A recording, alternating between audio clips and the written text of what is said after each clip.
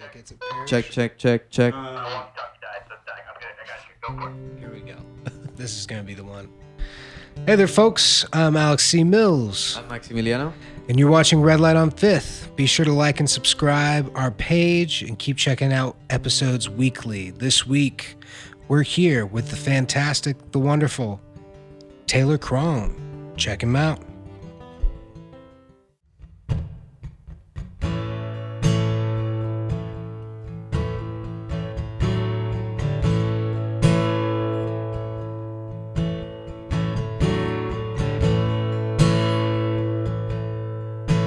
We were close, with no coast, just one big mass of land. When it rained on you, it flooded me as far as I extend.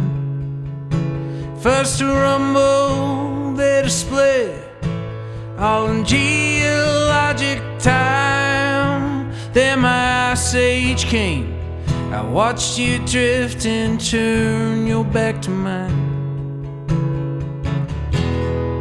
How will you know when to let go of that dream?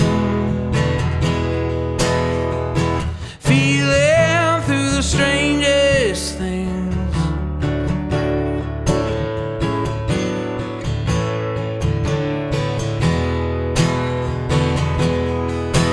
I hear tales of your beaches and your brightly colored birds, singing songs with such a tenderness I used to think absurd. There's a view from my hilltop, but no heartbeat inside, just a bitter whistling wind that whispers evil things at night. How will you know when to let go of that dream? Feeling through the strangest things.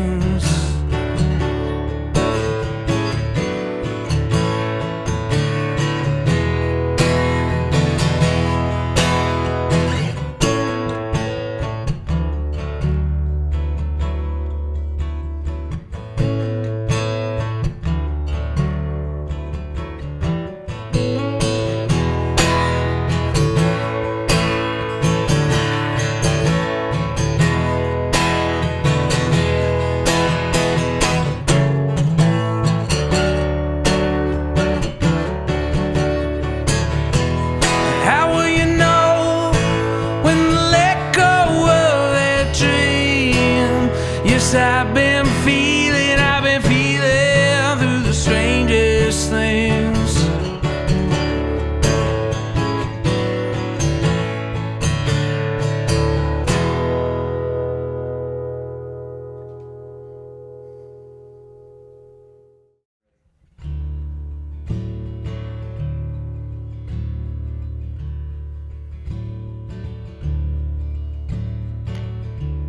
Snow is in the hills, rain upon your shoulder. Been waiting on the sun ever since October. Feels like midnight, but it's high noon. A blue-collar town with blue-collar vices, and I was at that party, but it turned into a crisis. Life is hard to face staring at you. Some of them found God, some forever sleep. Some are much more careful with company they keep. The lucky ones stay the straight and narrow. I couldn't tell you why they're on my mind. I don't know what happens all the time. Our paths are like a crooked arrow.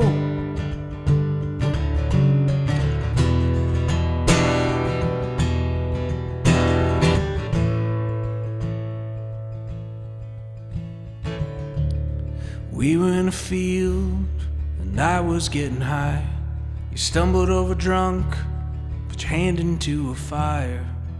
Went to enlist, but the army wouldn't take you. And at a loss for years, you bounced around the county and got yourself a job right where I'd found you.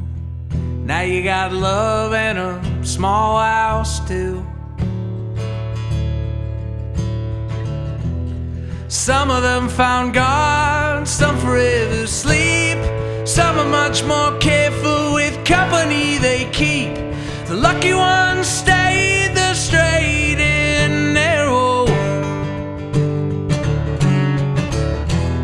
I couldn't tell you why they were on my mind. I don't know what happens all the time. Our paths are like a crooked arrow, a crooked arrow.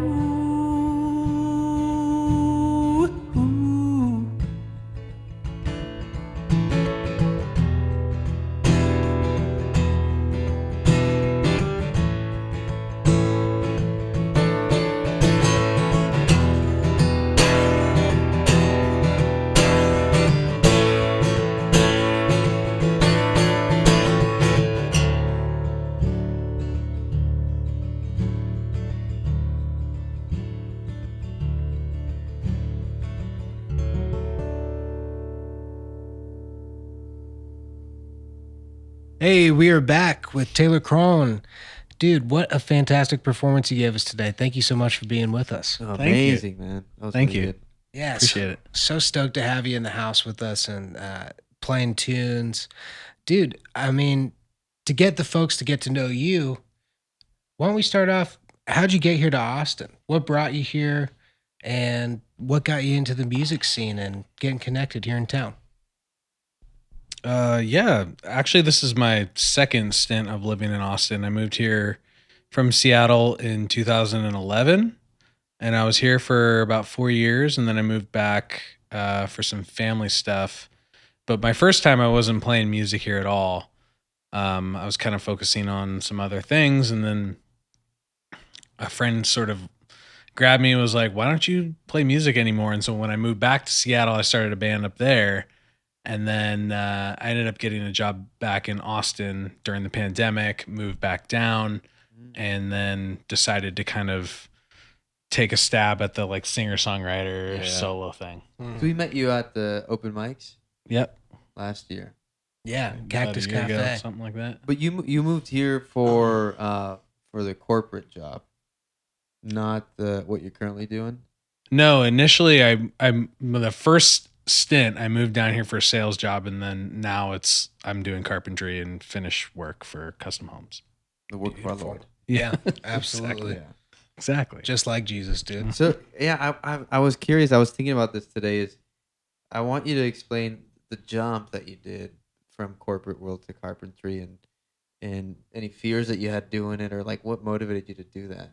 It sounds like you had sort of like a big corporate job before, sort of starting your career, and you were just like, nope, let's go this way. Well, it wasn't really like the start. I was about 8 years into it. And then it was actually out of necessity a little bit because I was applying to other jobs. And then I came across a woodshop job on Craigslist that was part-time. And then I was like, oh, I can continue to apply and work part-time at this woodshop and learn some new skills. Always had an inkling to do it. My grandpa was a carpenter. And then I took it and took to it and just been kind of like learning and progressing in the field. And now I'm like 2.5 years into it. So Amazing, man. How do you suppose that like the work and what you're doing now with carpentry, right? Like there's so much artisanal nature to it. Do you feel like your work there and having a sort of creative, detailed outlet in carpentry lends itself to your creativity in music, or is it informed at all by it? I think they're just parallel in the sense that they both take a really long time to get pretty good at. Totally. So it's like you have to be really patient and expect to have days that don't go so well. Mm-hmm. And then other days where you notice like a little bit, like you're a little bit more progress in the Right. field. And so I think to be a really good master carpenter, it takes 15 years. Mm-hmm. I mean, I've been playing guitar and singing and being in choir and things since I was 12, so it's Right. like, it's this ongoing thing that just evolves and then takes a long time to get, to where you don't have to really think about it. You're just Yeah. like doing it. Does your level of coolness just go up a couple points because you work with tools all day? Like, do you have a cool You belt tell with me. tools? I think you're way cooler, dude. I just imagine you with just like your assortment of tools.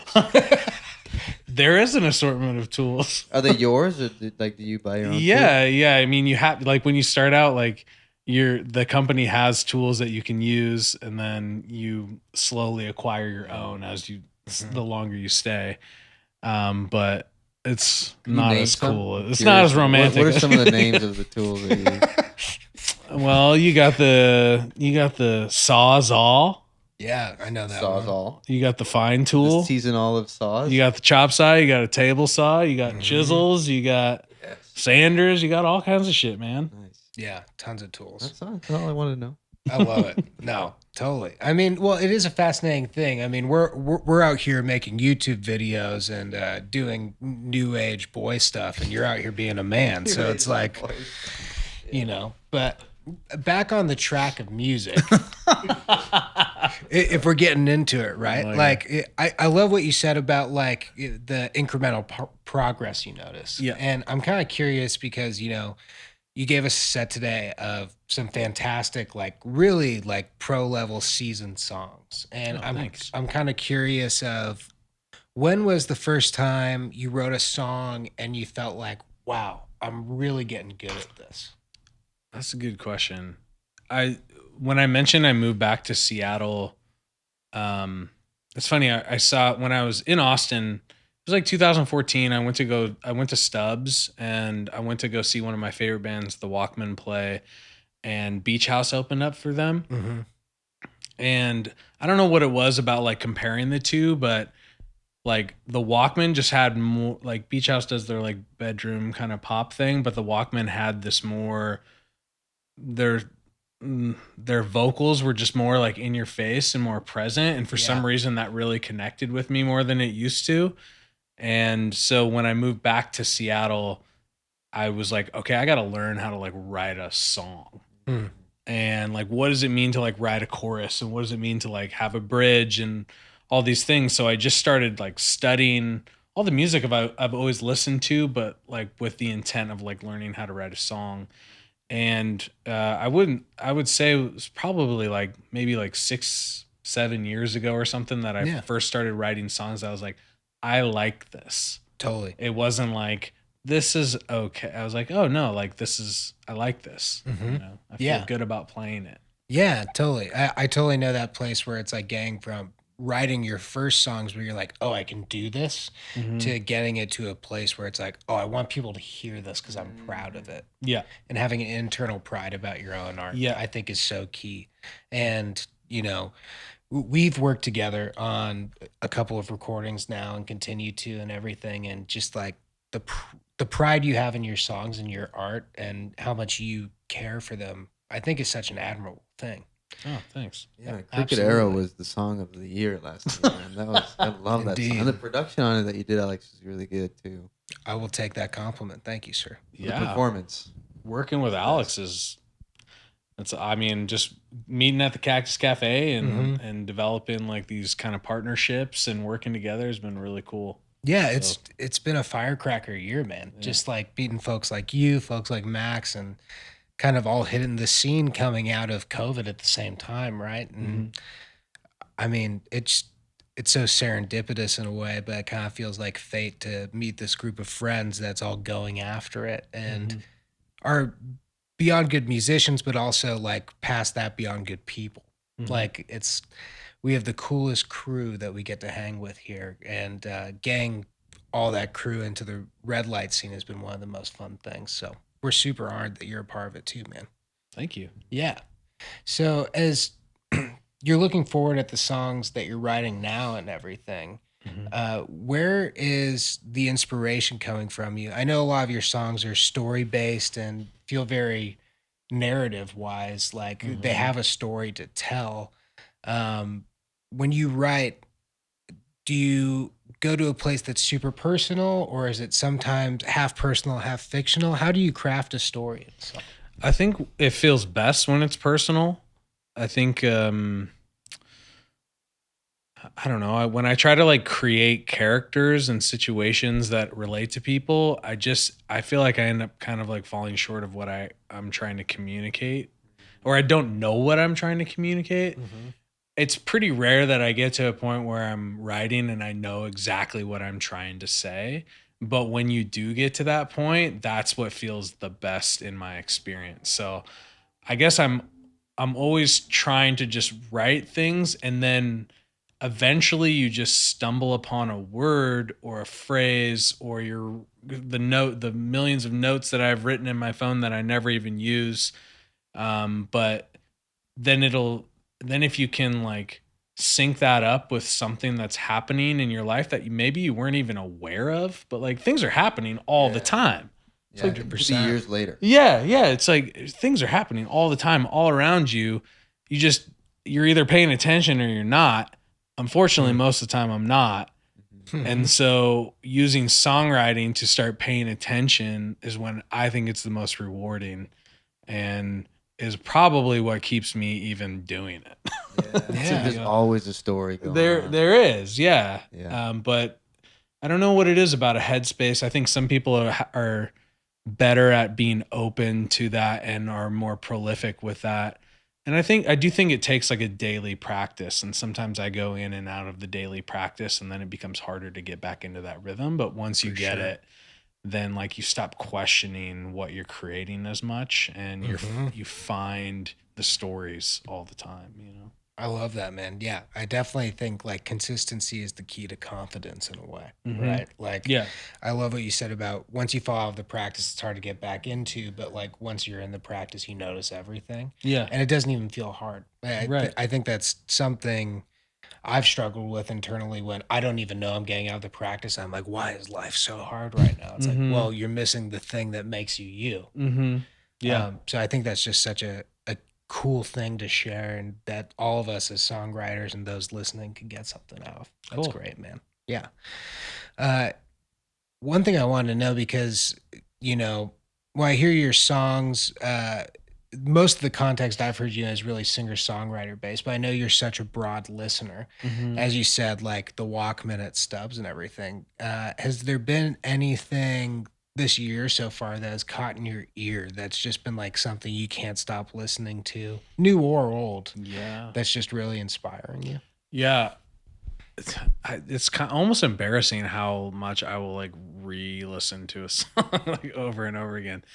But the new Afghan Wigs album has like 3 songs in a row. I think it starts track 3 to track 6. And those like 3 songs just hit me in a way that like I haven't felt in music in a while. And I'd say that's been a pretty big record for me recently, is the new Afghan Wigs. I don't even know what it's called. What else? I don't know. I listen to a lot of like ambient music. Totally. I listen to like a lot of, you know, anything from like Brian Eno to like some drone stuff like Earth and bands from Olympia, Washington. Sure. I'm all over the board. Another one is Stars of the Lid, who's a famous, you know, pretty well known ambient duo from Austin, from back in the day. But yeah, I don't know. I think I like to create like a mood where in my home, and then that can create an atmosphere to then create, sort of thing. Absolutely. Yeah. That's amazing, man. Yeah. Dude, we appreciate you taking the time to be here with us today. Thank you. Thank you. What a fantastic performance. Appreciate Folks, don't sleep. Don't sleep. Check him out. And we're going to hit you with more music from Taylor Kron.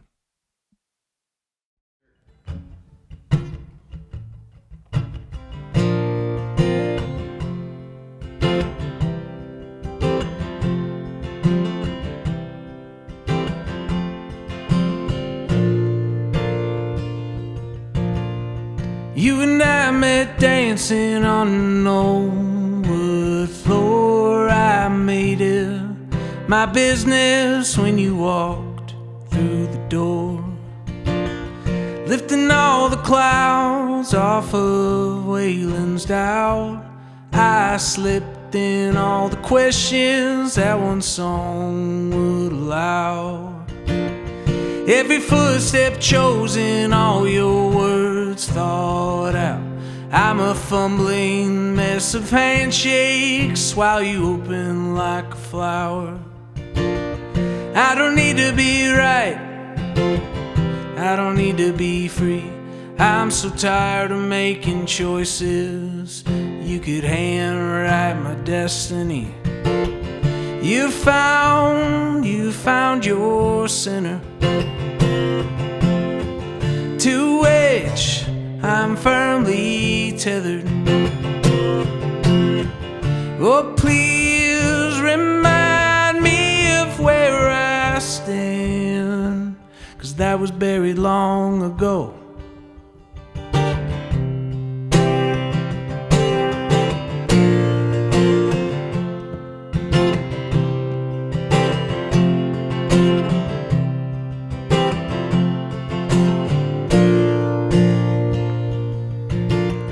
Amber from the windows of all my neighbors' homes, like the way I like to walk when you need some time alone. Every door I pass, they're plotting out their years to come, but I'm a sucker for the mystery and a slave to the known. You found your sinner, to which I'm firmly tethered. Oh, please remind me of where I stand, 'cause that was buried long ago.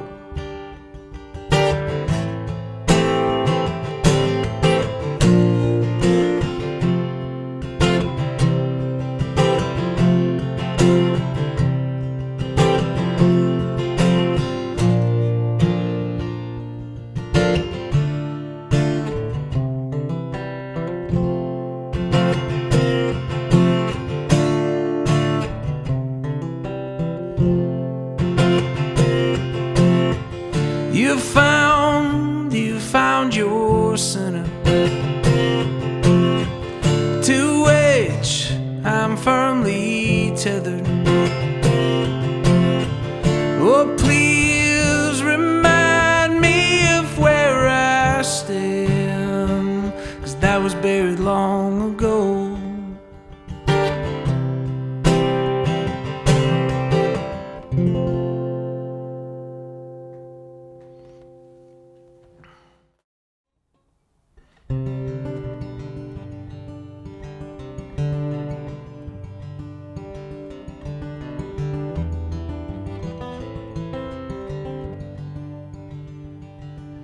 Drifting through your days like baby and a boat. A good routine with the counters clean just to stay afloat. Wondering where I stand, down on hands and knees. I made you cry with those little white lies when you were a friend to me. And you were a friend to me. And be there as it may, this feeling I could leave or I could stay remains.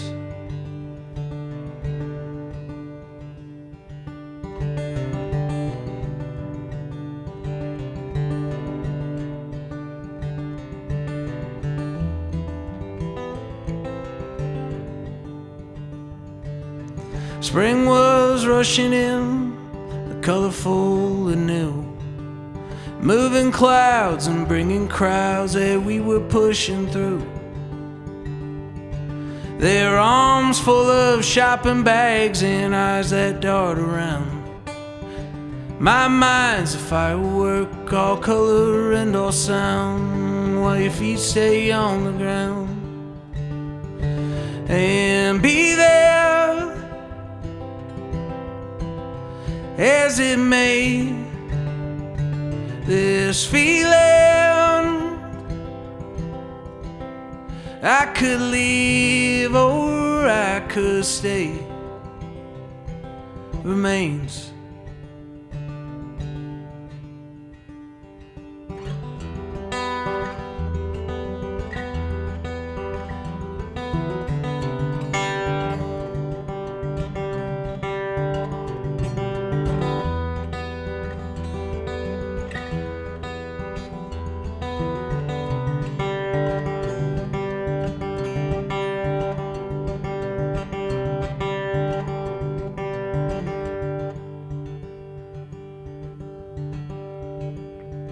And be that as it may, this feeling I could leave or I could stay remains.